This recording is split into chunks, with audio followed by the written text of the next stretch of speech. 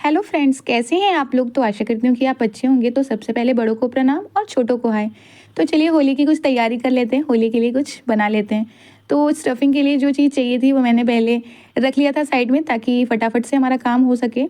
और वहीं पे लिया है मैंने कठौत, जिसमें मैं आटा गूंथती हूँ, आप इसे जो भी कहते हो, परात, कठौत, जो भी।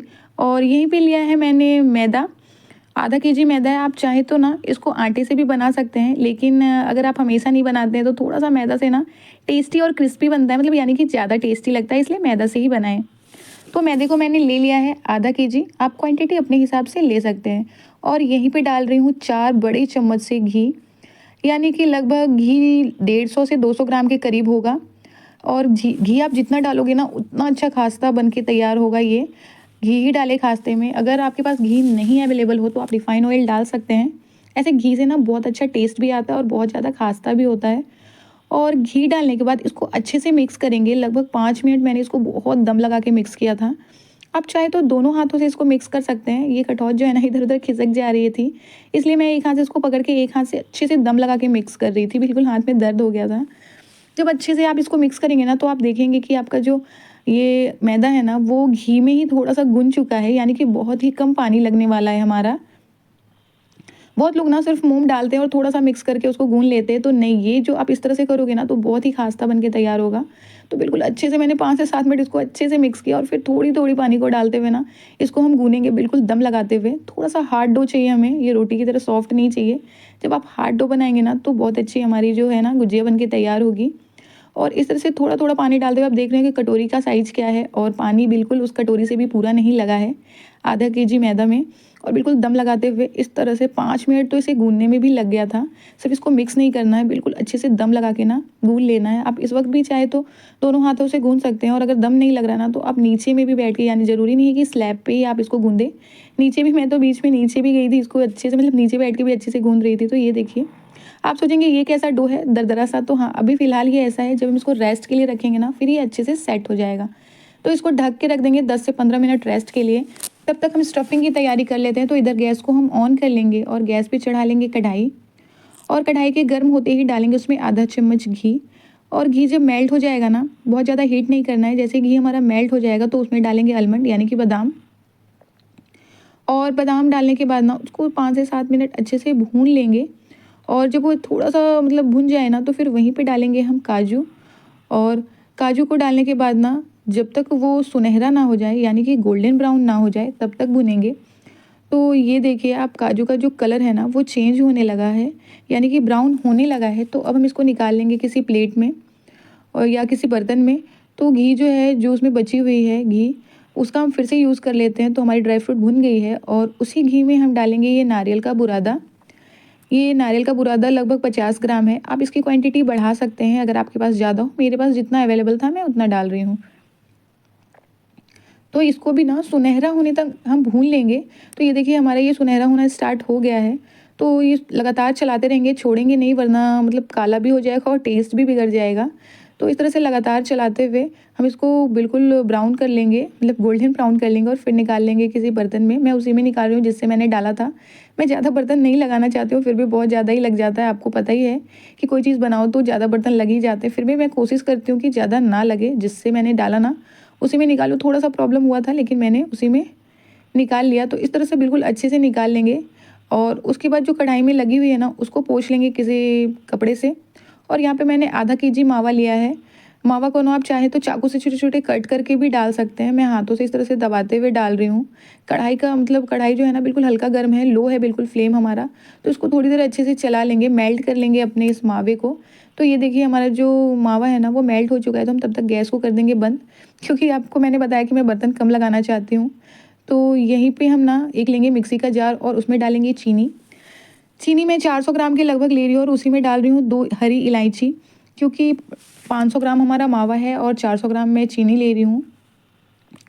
तो यहीं पे चीनी को हम पीस लेंगे। आप चाहे तो नॉर्मली चीनी भी डाल सकते हैं, मैंने पीस दिया ताकि मिलाने में ना सहूलियत हो, क्योंकि गर्म मावा रहेगा ना तो हमारी जो चीनी है वो भी मेल्ट हो जाएगी अच्छे से। तो आप चीनी भी डाल सकते हैं सीधे, ऐसे मैं पीस के डाल रही हूँ।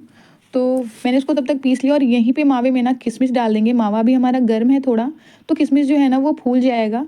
पहले उसको नहीं भूना था, क्योंकि वो जो है ना किशमिश को अगर आप भूनते हैं ना तो वो थोड़ा सा मतलब ब्लैक हो जाता है, जल जाता है। तो इस तरह से तब तक किशमिश फूल रही हो और उसी में हम डालेंगे भुना हुआ नारियल का पाउडर, नारियल का बुरादा जो हमने भून के रखा था, और उसको ना मावे के साथ अच्छे से मिक्स कर लेंगे इस तरह से। और उसके बाद हम फिर डालेंगे पिसी हुई चीनी। आप इलायची का पाउडर भी यूज़ कर सकते हैं अगर आप सीधे चीनी डाल रहे हैं तो। और इसमें मैंने इसीलिए पीस दिया क्योंकि मेरे पास पाउडर भी नहीं था, तो मैंने सोचा उसी में पीस दूंगी तो सही रहेगा। और तब तक चीनी उसमें डालने के बाद मैं इधर ना ड्राई फ्रूट को भी मिक्सी में ही चला ले रही हूँ। आप चाहे तो इसे कूट भी सकते हैं या छोटे छोटे पीसेस में कट भी कर सकते हैं। तो इस तरह से मैंने उसको दरदरा सा पीस लिया है। और उसके बाद इधर लेके आ जाएंगे और उसी में डाल देंगे, यानी कि सारे मिक्सचर में इसको भी डाल देंगे। तो सूजी को भी भुनना है और इस कढ़ाई में वो अब भुन नहीं सकती। सूजी उस वक्त मेरे पास अवेलेबल नहीं था, आप चाहे तो पहले भी सूजी को भून सकते हैं। और फिर डालने के बाद ना हम सारी चीज़ों को अच्छे से मिक्स कर देंगे ताकि हमारा जो मावा है ना वो अच्छे से मिक्स हो जाए चीनी वगैरह के मिक्सचर में, यानी कि पाउडर में। तो ये देखिए अच्छे से मिक्स हो गया और सारा कुछ मिक्स होने के बाद क्वांटिटी आप देख रहे होंगे कि घट गई है। तो जब भी आप ऐसे काम करें ना तो मोटे तल की कढ़ाई लें, पतली एल्युमिनियम वाली ना ले, वरना अच्छे से भुनेगा नहीं और सारा कुछ हमारा जल जाएगा। तो फिर मैंने चढ़ाई छोटी वाली कढ़ाई, और सूजी जब आ गई थी तो मैं फिर गैस को ऑन करके चढ़ाया था और डाला उसमें घी 1 चम्मच। और घी को कर लिया मेल्ट, बहुत ज़्यादा हीट नहीं किया, और वहीं पे डाला है लगभग 200 ग्राम के करीब सूजी। और सूजी को डालने के बाद ना हम उसको भी भून लेंगे गोल्डन ब्राउन होने तक। लगातार चलाते हुए भूनेंगे, छोड़ेंगे नहीं। अगर छोड़ेंगे तो कहीं से जल जाएगा और टेस्ट भी बिगड़ जाएगा और सूजी भी हमारी जल जाएगी। तो इस तरह से गैस को ऑफ कर लेंगे लगातार चलाते हुए। तो देखिए हमारी जो सूजी है गोल्डन ब्राउन हो चुकी है।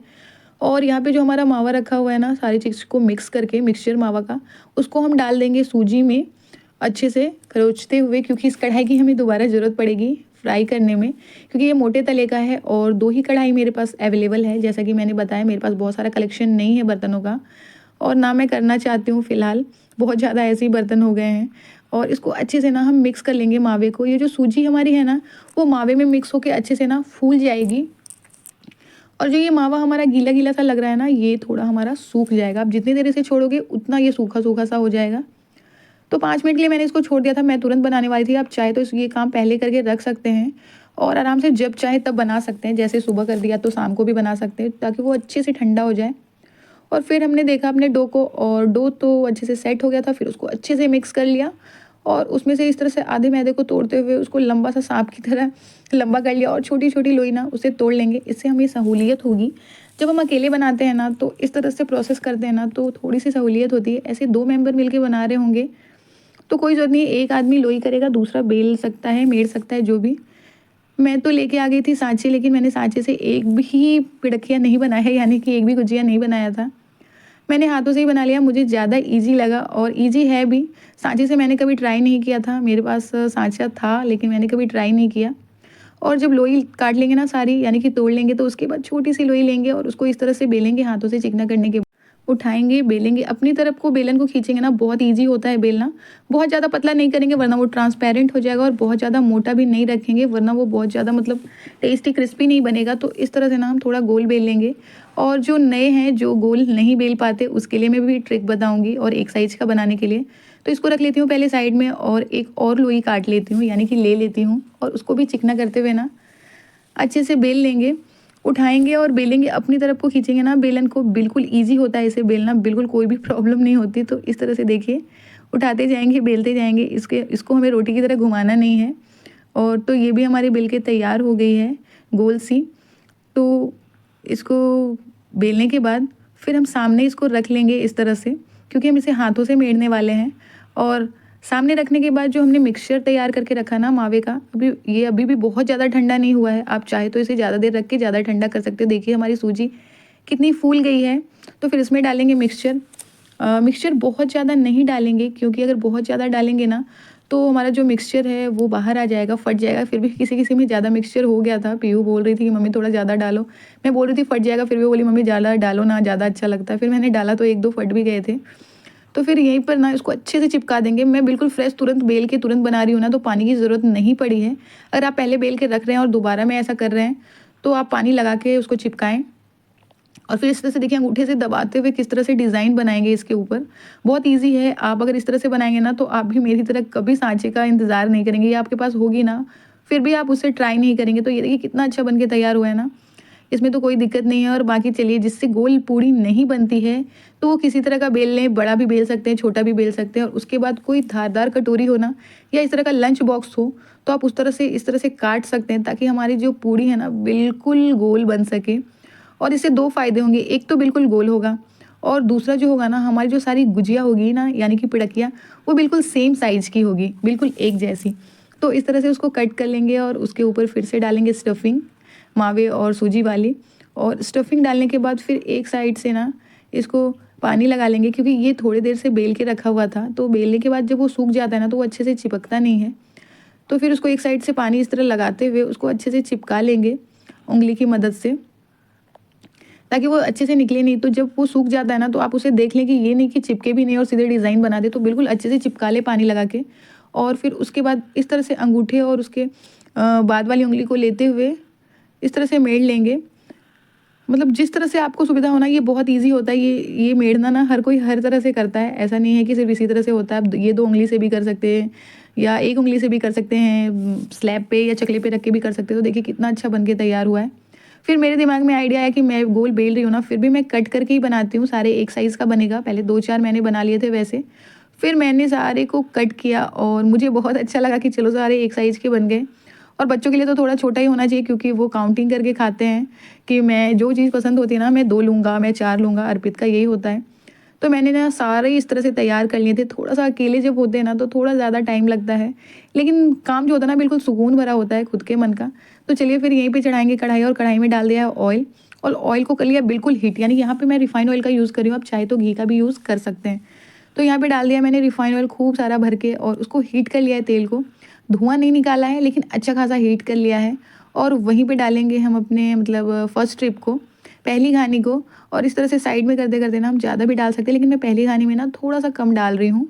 तो इस तरह से सारे को उसमें डिप कर देंगे, और डिप करने के बाद ना थोड़ा-सा हल्का-हल्का उसको चला देंगे। तो लेकिन ऐसा है ना कि हल्का-सा चलाएँगे, वरना वो खुल जाएगा। और जब ये हल्का होता है ना, यानी कि जब हल्का-सा फ्राई हो जाता है, तो खुद ब खुद ये ऐसे ऊपर आ जाता है।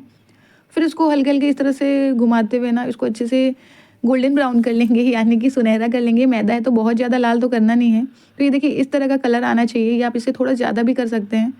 तो हमारा जो ये फर्स्ट ट्रिप है ना, फर्स्ट बैच है ना, ये हो के तैयार है। तो इसको हम निकाल लेंगे किसी बर्तन में, किसी में क्या, मैंने जिसमें डो लगाया था मैदे का, मैं उसी में निकाल रही हूँ। तो इस तरह से उसको हम निकाल लेंगे छन्नी की मदद से। आप चाहे तो एक-एक करके करछी से ना साइड कर कर के भी निकाल सकते हैं, लेकिन उसमें थोड़ा-सा ज़्यादा टाइम जाएगा। और यहीं पे मैं फिर दूसरा बैच डाल रही हूँ। और जब भी आप डालें ना, तो डालने के वक़्त आपका जो तेल है ना बिल्कुल हाई हीट होना चाहिए, फ्लेम बिल्कुल हाई होनी चाहिए। और जैसे ही आप सारा बैच मतलब सारा डाल देना गुजिया, तो उसके बाद हमारा जो फ्लेम है ना वो हम लो कर देंगे, क्योंकि लो फ्लेम पे हमें इसे 4 से 5 मिनट तक पकाना है। इस बात का आप ध्यान रखें, क्योंकि इसको अच्छे से क्रिस्पी करना है हमें, बिल्कुल लो फ्लेम पे अच्छे से पकना है। ये नहीं कि फटाक से डाला, बहुत ज़्यादा तेल को हीट किया और डाला, ऊपर से हो गए, कलर आ गया, हमें उसे निकाल देना है। ऐसा नहीं है, ऐसा करने से ऊपर बबल्स भी आ जाएँगे और अंदर से क्रिस्पी भी नहीं होगा, सॉफ्ट रह जाएगा हमारा ये गुजिया। तो सेकंड बैच में ना मैंने बहुत सारी डाल दी थी, मैंने सोचा चलो एक साथ हो जाएगी। थोड़ी सी गलती हो गई थी, मैंने ज़्यादा डाल दी थी, और इसमें मावा भी मैंने भर भर के डाला था। तो इस तरह से देखिए, जब ये हल्की होती है ना तो खुद ब खुद ऊपर आ जाती है, और जो इस तरह से बाहर आने लगे ना, उसको आप तेल से बाहर निकाल दें, वरना वो पूरे तेल को गंदा कर देती है। मैंने एक तो बाहर निकाल दिया था, एक को मैंने देखा नहीं था, जिस कारण से जो है ना पूरा ऑयल जो है वो पूरा मतलब गंदा हो गया था। और यहाँ पे किसी फ्रेंड के लिए ये पैक हो रहा था कि दे दो, मैं उसे भी खिला दूंगा। तो मैंने बोला ठीक है चलो। तो मैंने एक लंच बॉक्स में पेपर डाला और 4 उसमें गुजिया डाल दिए मैंने, और उसको अच्छे से बंद करके मैंने हाथों में दे दिया। ये मैं एडिटिंग के टाइम देख रही हूँ कि वीडियो में भी आ गया है, तो मैंने सोचा चलो बता देती हूँ आप सभी को कि फर्स्ट बैच ना मेरा इधर उधर ही हो गया। बच्चे खा रहे थे, अभी अर्पित नहीं आया था, लेकिन पीहू हाफ टाइम में ही स्कूल से आ गई थी, क्योंकि उसका चल रहा है एग्ज़ाम, फर्स्ट एग्ज़ाम था आज। और ये देखिए मुझे पता नहीं चला कि कब पीहू मैदे का डो लेके चली गई थी, और स्टफिंग भी उसने भी बना के इस तरह से लाया। बोला मम्मी मेरा भी फ्राई कर देना, मैंने बोला चलो ठीक है। और फिर ये देखिए हमारी जो गुजिया है ना ऊपर आ गई। एक गुजिया इसमें से मतलब उसी तरह से फूट गई थी, तो उसमें से जो मावा है ना वो निकल गया था। फिर भी गुजिया बहुत अच्छी बन के तैयार हुई, और सब में थोड़ा सा चिपक गया था, इसलिए थोड़ा आपको जो कलर है ना डिफरेंट लग रहा था। ये देखिए पीहू भी चुपके से लेके भाग रही है। और यहीं पे हमारा जब ये भी गोल्डन ब्राउन हो जाएगा ना नेक्स्ट बैच भी, तो उसको भी हम निकाल लेंगे उसी बर्तन में और ठंडा होने देंगे। तो आप देख रहे होंगे ना ½ केजी मैदा से कितनी सारी गुजिया बन के तैयार हुई, और बहुत ही अच्छी बन के तैयार हुई थी फ्रेंड्स। अगर आपको मेरी ये वीडियो अच्छी लगेगी तो लाइक करना, कमेंट करना, शेयर करना। चैनल पे नए आए होंगे ना तो चैनल को सब्सक्राइब कर लेना, बेल आइकन पे क्लिक कर लेना ताकि आने वाली वीडियो की नोटिफिकेशन आप तक सबसे पहले पहुंच सके। तो हमने सारे जो गुजिया है ना उसको ऑयल से निकाल लिया था और उसके बाद पीहू की बैच की भी बारी थी। पीहू ने हर तरह के डिज़ाइन बना रखे थे, मोदक के जैसे, गोल, लंबा, जैसे उसको समझ में आया था। और मैंने उसको देखा, ध्यान भी नहीं दिया। मैं सोच रही थी कितनी देर से शांति वो एक बार भी चेक करने नहीं आई। तो उसका जो बैच है ना मैंने उसको भी डाल दिया ऑयल में और यहाँ पे अपनी गुजिया को अच्छे से आ गई प्लेट में लगाने। तो इस तरह से मैंने उसको मतलब सजा दिया प्लेट में ताकि आपको भी अच्छे से दिखा सकूँ। बहुत ही अच्छी, बहुत ही क्रिस्पी बन के तैयार हुई थी फ्रेंड्स। तो आप भी इस रेसिपी को इस होली में ज़रूर ट्राई करें और आप सभी को हैप्पी होली। इस रेसिपी के लिए तो मिलती हूँ आपसे नेक्स्ट वीडियो में एक नई रेसिपी के साथ। तब तक के लिए बाय बाय। और ये देखिए गुजिया कितना खासा बन के तैयार हुआ है।